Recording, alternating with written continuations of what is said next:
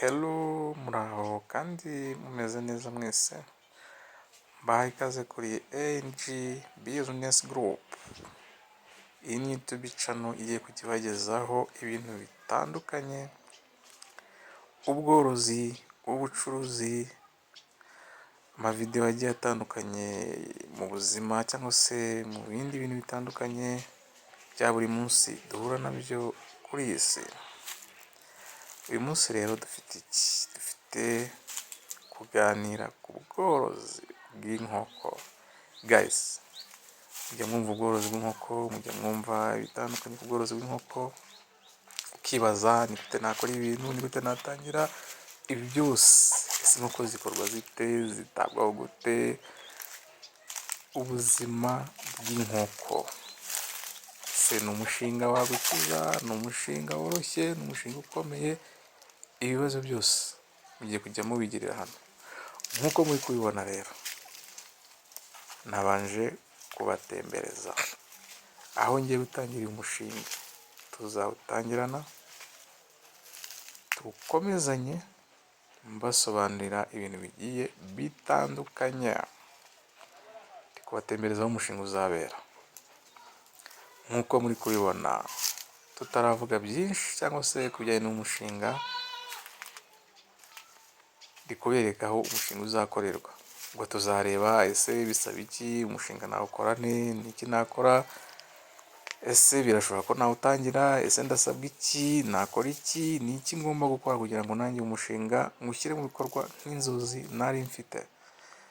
Aha naho ngiye kuzatangira umushinga rero. Uko muri kubibona, harimo insina, harimo amateke n'ibintu bitandukanye. Urabona ko ni hanini, rero aha niho bizatangirira byose, kugira ngo abo tuzakomezanya muzamenye aho byatangiriye, cyangwa se nazakuza kumurikira muzamenye ngo byatangiriye.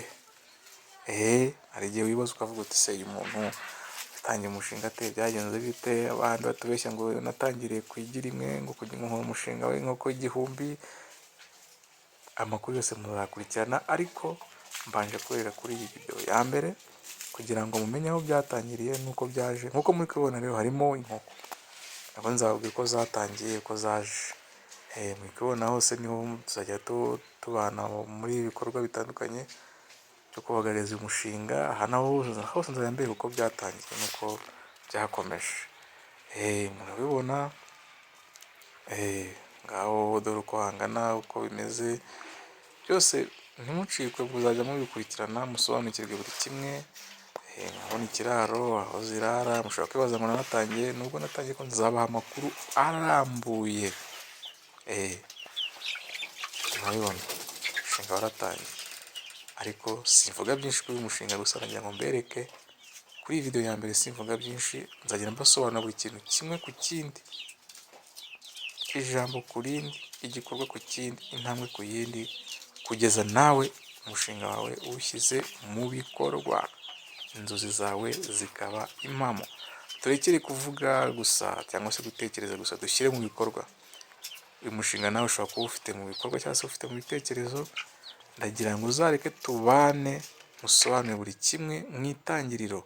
Buriya biba byiza iyo umuntu atangiye akubwira ko yatangiye, ndetse akwereka n'ibimenyetso kuva kuri rimwe cyangwa se kuva kuri zeru kugeza aho azaba ageze.